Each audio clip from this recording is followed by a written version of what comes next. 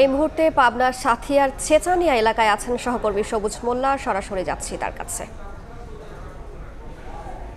আসলে পাবনাতে যে 40টি গাড়ি থামিয়ে যে দুর্ধর্ষ ডাকাতির ঘটনা আমরা জেনেছি, এই বিষয়টা আসলে খুবই ভয়াবহ রূপ ধারণ করেছিল। আসলে আমি যদি পরিষ্কার করে একটু আপনাদেরকে জানিয়ে রাখতে চাই, তাহলে গতকাল রাত অর্থাৎ শুক্রবার রাত 12টার পরই বেড়াসাথিয়া মহাসড়কের ছেসানি এলাকায় এই ডাকাতির ঘটনাটা কিন্তু ঘটেছে। অর্থাৎ এই ছেসানি এলাকায় যখন গাড়ি চলাচল করছিল, হঠাৎ করে রাস্তার মাঝখানে গাছ ফেলে কিন্তু যারা ডাকাত দলের সদস্যরা ছিলেন তারা কিন্তু ডাকাতি কার্যক্রম চালিয়েছেন। অর্থাৎ আমরা স্থানীয়দের সঙ্গে কথা বলেছি, যারা ভুক্তভোগী ছিলেন তাদের সঙ্গে কথা বলে যেমনটা জেনেছি যে রাত্রে চলার পথে হঠাৎ করে গাছ থামিয়ে এই ডাকাতি কার্যক্রম করা হয়। অর্থাৎ দেশীয় অস্ত্রের মুখে জিম্মি করে কিন্তু ডাকাতি কার্যক্রম করা হয়েছে। আমি কিছুক্ষণ আগেও একটি সামাজিক যোগাযোগ মাধ্যমে ভাইরাল হওয়া একটা লাইভের মাধ্যমে একটি জানতে পেরেছি যে একটি প্রাইভেট কারে যাত্রী যখন এসে হঠাৎ করে ছেসানি এলাকায় এসেছিলেন, এই সময় দেখা যায় 40 থেকে 50 জন যুবক এসে কিন্তু দেশীয় অস্ত্রের মুখে জিম্মি করে কিন্তু গাড়িতে ভাঙচুর, সর্বপ্রথম গাড়িতে ভাঙচুর করে ডাকাতি কার্যক্রম করা হয়।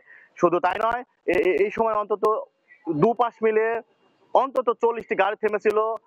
40টি গাড়ি থেমে থাকা অবস্থায় কিন্তু ধীরে ধীরে অনেকগুলো গাড়িতে ডাকাতি করে। এই বিষয়ে কিন্তু আমরা স্থানীয় থানায় কথা বলেছি। থানায় কথা বলে যেমনটা জেনেছি, তারা কিন্তু বলছেন যে আসলে 40টি গাড়িতে ডাকাতি হয়নি, অল্প কিছু সংখ্যক গাড়িতে ডাকাতি হয়েছে।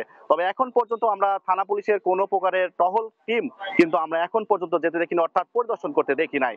তবে কিন্তু র্যাবের একটি টিম এসেছিলেন, র্যাবের কোম্পানি কমান্ডার এসেছিলেন, তিনি দল সহ এসে কিন্তু যেমনকি পরিদর্শন করেছেন। পরিদর্শন করে আমাদেরকে জানিয়েছেন যে ঘটনাটি তদন্ত করা চলছে, তদন্ত করে ঘটনার সঙ্গে যারা জড়িত থাকবে তাদের কিন্তু অবশ্যই আইনের আওতায় আনা সম্ভব হবে। ইতিপূর্বে আমরা কিছুক্ষণ আগে আমরা থানাতে যেমনটা দেখেছি যে কিছু লোক কান্না করছেন, কিন্তু মোবাইল এবং টাকা পয়সা স্বর্ণালঙ্কার সব বেশ কিছু হারিয়ে কিন্তু থানাতে এসেছেন, এসে কিন্তু থানাতে সাধারণ ডায়েরিও কিন্তু করেছেন যে আসলে রাস্তাঘাটে চলাচল করছেন, চলতে পথে কিন্তু আসলে এমনটা খুবই নির্মম একটা বিষয়।